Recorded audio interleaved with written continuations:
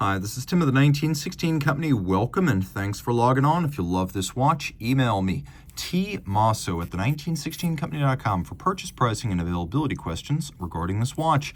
Today, we're discussing a variant of a variant. At face value, this is a handsome tuxedo-style stainless steel IWC Portuguese chronograph, the 3714-04. But there was a version of the 04 made in 2006 in just 50 customized pieces in connection with the Michael Mann cinematic adaptation of the 1980s Miami Vice television show. So, on the occasion of the film's release, there were two different IWC editions, one a Portugieser chronograph, one an aquatimer. Confusing matters somewhat, there were also vacherons involved on screen in the film itself, so there was a lot of richement going on in that movie. The timepiece is handsome, though, and plausibly something that a high roller would wear to an illicit deal behind a nightclub, because, let us not forget, Miami Vice was a movie about vice in Miami. The watch is wearable. As the best-selling Portuguese or Portugieser of all time, this Portugieser chronograph has a very friendly 40.9 millimeter diameter. So 40.9 in diameter, 12.6 millimeters thick, and 47.1 from lug to lug with a 20 millimeter spacing between the lugs. Launched in the late 1990s, the Portugieser chronograph 3714 became the most popular and best-selling Portuguese of all time. So you can see on my 16 centimeter circumference wrist, it wears quite well. The lugs are inboard of the edge of my wrist. I'm going to say you could wear this on a wrist of 14 centimeters circumference with no ill effect. I've seen women with smaller wrists wear this model, so it can be done, but I'd say 14 is just about perfect, 14 and up.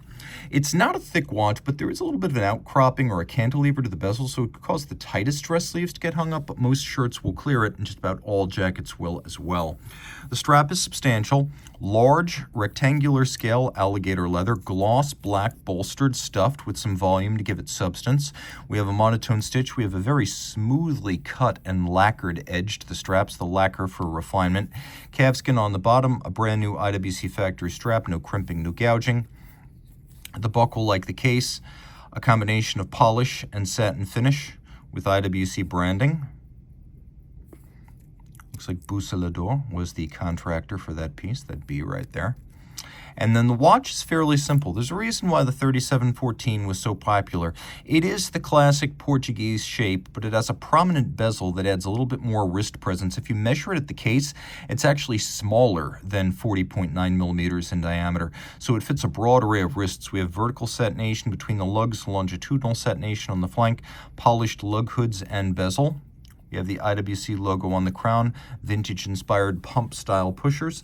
The original Portuguese or Portugieser was created in 1939 at the behest of IWC's Portuguese importers who wanted a purpose-built wristwatch that was as accurate as a pocket watch. The only way to do that at the time was to build a wristwatch around a pocket watch movement because the pocket watch movements were incomparably more accurate. So the first purpose-built oversized wristwatch was born, reference 325. Now some people will ask, is it a Portuguese or a Portugieser? And the answer is it's both.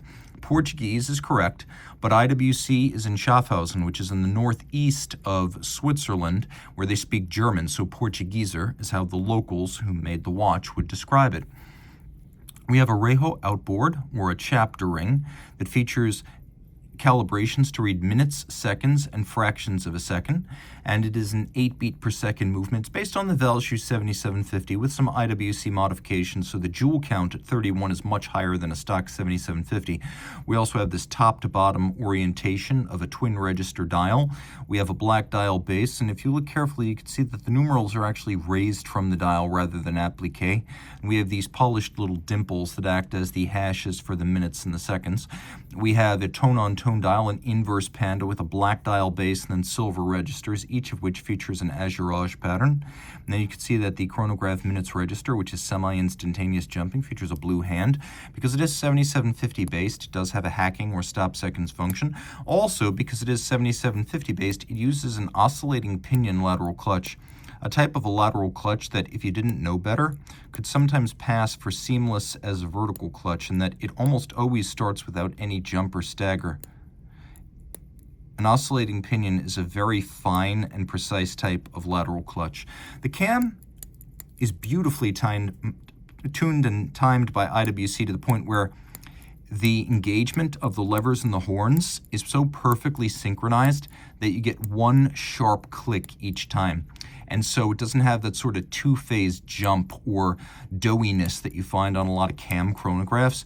And IWC does a lot to modify this movement. And I really should say that back in 2006, when this watch was made, IWC was doing quite a bit to modify movements, beginning to, again, succumb to ETA's diktat that full knockdown kits not be sent out and custom built, but still a lot of tuning and adjustment in-house to make this movement their own. And so excellent cam feel, equivalent to a good column wheel chrono. Automatic winding, unidirectional action, 44-hour power reserve, and then the watch itself features 5-position adjustment by IWC in-house, which is a high horology and chronometer standard, and it's 30 meters water resistant. So dress watch standard water resistance. You don't necessarily want to tempt fate here. Dress watch water resistance means you might get caught out in the rain or splash it while washing your hands. And not too long after this watch came out, IWC rolled over to the 79350 version of its modified 7750. I believe this is the earlier 79240 for those of you at home who keep score. This is an awesome watch, and whether or not you're a Miami Vice fan, it's a great look for the most popular IWC wristwatch of all time. Reach out to Team Mosso at the 1916company.com for purchase and pricing details.